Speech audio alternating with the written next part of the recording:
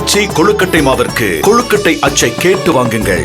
தமிழக அரசு பள்ளிகளில் மாணவர் சேர்க்கை குறைந்ததால் 208 பள்ளிகள் மூடப்படுகின்றன என்கிற தகவல் வெளியானது.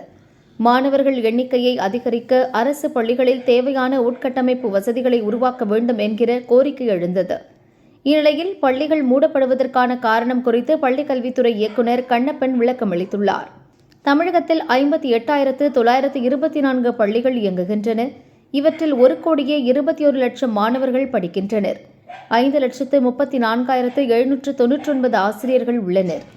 இதில் 208 அரசு தொடக்க மற்றும் நடுநிலைப் பள்ளிகள், 114 அரசு உதவி பெறும் பள்ளிகள், 11 பகுதி நிதியுதவி பெறும் பள்ளிகள், 869 சுயநிதி பள்ளிகள், 2 மத்திய பாடத்திட்ட பள்ளிகள் என மொத்தம் 1,204 பள்ளிகளில் சேர்க்கை நடக்கவில்லை. தனியார் பள்ளிகளில் 72%, மற்ற பள்ளிகளில் 28% மாணவர் சேர்க்கை நடக்கவில்லை. இதற்கு தமிழகத்தில் ஒவ்வொரு ஆண்டும் குழந்தைகள் பிறப்பு விகிதம் குறைவதே முக்கிய காரணம். அரசு தனியார் பள்ளி என்ற பாகுபாடு காரணமல்ல. அதாவது 2001இல் 1 வயதுக்குள்ளான குழந்தைகளின் எண்ணிக்கை 10.74 லட்சமாக இருந்த நிலையில் 2016இல் 10.45 லட்சமாகவும் 2021இல் 9.53 லட்சமாகவும் குறைந்துள்ளது. அடுத்த ஆண்டில் 8.78 லட்சமாக குறையும் என 2020இல் வெளியிடப்பட்ட மத்திய மக்கள் தொகை அறிக்கையில் கூறப்பட்டுள்ளது.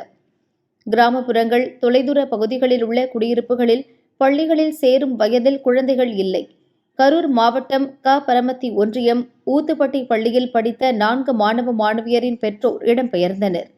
அவர்களில் 3 மாணவர்கள் எல்லை மேட்டுப்பட்டி புதார் ஊராட்சி ஒன்றிய நடுநிலைப் பள்ளியிலும், மற்றொரு மாணவி சின்னதாராபுரம் ஆர்சி உதவி பெறும் தொடக்க பள்ளியிலும் படிக்கின்றனர். அதனால் யாரும் இடைநிற்றலில் இல்லை. பெற்றோர் தங்களின் குழந்தைகளை தனியார் பள்ளிகளில் கட்டணம் செலுத்தி சேர்த்து ஆங்கில வழி கல்வி பெறுவதை பெருமையாக கருதுகின்றனர். பெற்றோர் நகர்ப்புறங்களுக்கு இடம்பெயர்வதாலும் கிராமப்புற பள்ளிகளில் சேர்க்கை குறைகிறது. பல்வேறு நலத்திட்ட உதவிகளை வழங்கியும் கட்டமைப்புகளை மேம்படுத்தியும் மாணவர் சேர்க்கையை உறுதிப்படுத்த நடவடிக்கை எடுத்து வருகிறோம் என பள்ளிக்கல்வித்துறை இயக்குநர் தெரிவித்துள்ளார். பெரும்பாலும் ஆங்கில மொழி திறனுக்காகவே பல பெற்றோர்களும் தங்களது குழந்தைகளை தனியார் பள்ளிகளில் படிக்க வைக்கின்றனர். அரசு பள்ளிகளிலும் மாணவர்கள் சரளமாக ஆங்கிலம் பேசுவதற்கு ஏற்றாற்போல பயிற்சிகள் அளிக்க வேண்டும். தமிழக அரசு பள்ளிகளின் கட்டமைப்பை வலுப்படுத்த வேண்டும் என்கின்றனர் கல்வியாளர்கள்.